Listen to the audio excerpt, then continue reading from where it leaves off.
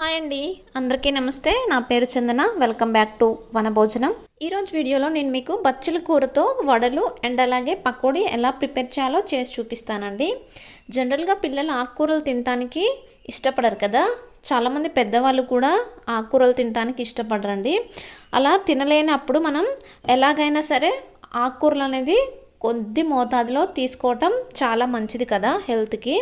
అలాంటప్పుడు మనం ఇలా పప్పులో కానీ లేకపోతే గారెలలో కానీ వడలల్లో కానీ లేదంటే ఇలా పకోడీలో కానీ చేసుకొని పిల్లలకి సర్వ్ చేస్తే చాలా ఇష్టంగా తింటారండి. అండ్ టేస్ట్కి టేస్టే ఉంటుంది అండ్ అలాగే మనకి హెల్తీగా కూడా ఉంటుందన్నమాట.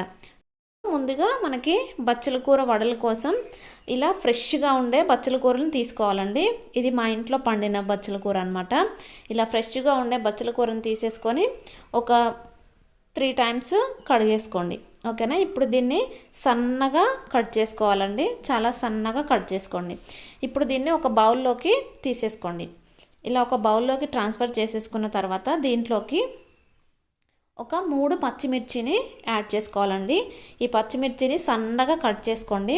ఇలా మేము సన్నగా కట్ చేసుకోలేము అనుకుంటే దీన్ని మిక్సీ చేసేసుకొని పేస్ట్ లాగా చేసుకొని వేసుకోండి.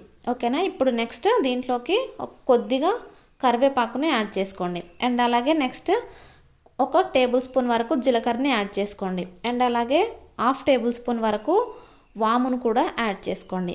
నెక్స్ట్ వచ్చేసి దీంట్లోకి 1 టేబుల్ స్పూన్ వరకు సాల్ట్ని యాడ్ చేసుకోవాలి.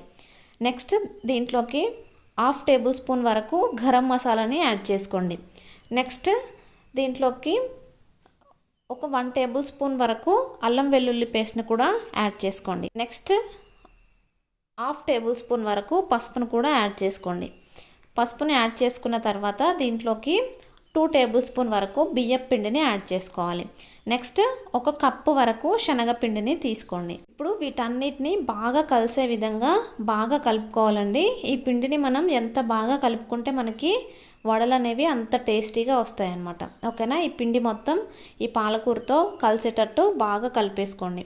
ఒకవేళ మీకు పిండి అనిపిస్తే కొద్దిగా వాటర్ని యాడ్ చేసుకుంటూ ఈ పిండిని కలుపుకోవాలండి.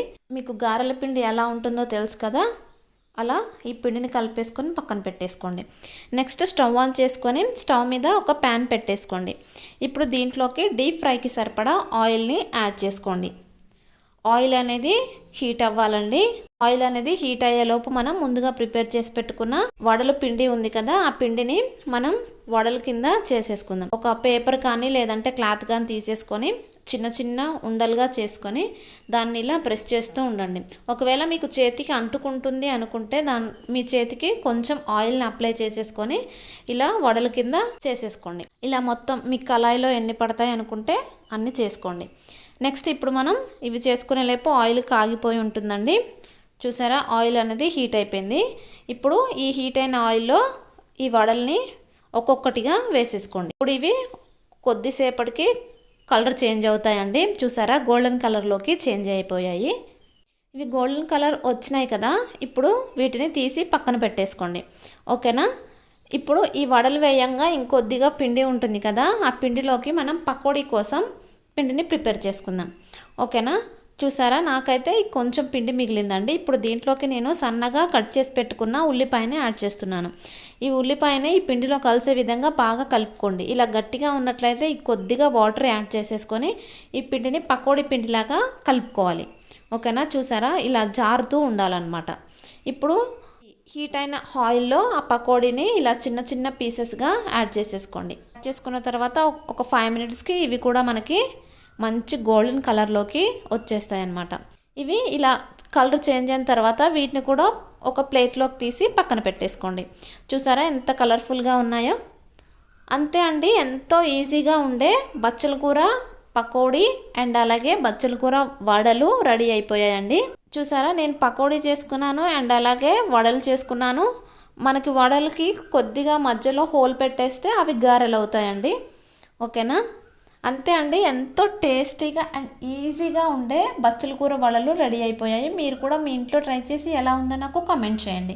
ఈ వీడియో కనుక మీకు నచ్చినట్లయితే ప్లీజ్ నా ఛానల్ని సబ్స్క్రైబ్ చేయండి, షేర్ చేయండి అండ్ అలాగే కామెంట్ కూడా చేయండి. మరిన్ని రెసిపీస్ కోసం వనభోజనం ఛానల్ని చూస్తూనే ఉండండి.